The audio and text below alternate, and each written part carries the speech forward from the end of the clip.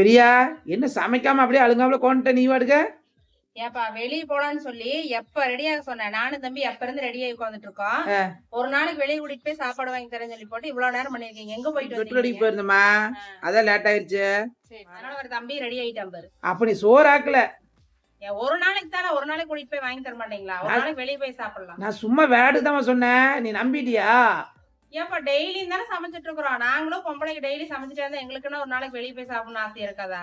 அதனால சமையலுக்கு இன்னைக்கு லீவ் விட்டாச்சு. இன்னைக்கு பையனையும் எடுத்துட்டு வெளியே போய் சாப்பிட போறோம். அப்படியா?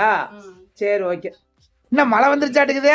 வெளியே போறது மழைக்கே பிடிக்கலையாட்டு போப்பா, வெளியவே போக வேண்டாம், நான் போய் சமைக்க போறேன்.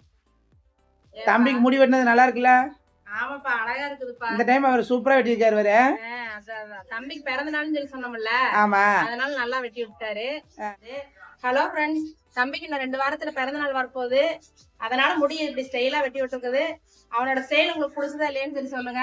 இவன் தான் ஹரிகிருஷ்ணன். ஹரிகிருஷ்ணன் பேரு, ஹரிக்குட்டி சேனல்னு சொல்லி பேர் வச்சிருக்கிறோம்.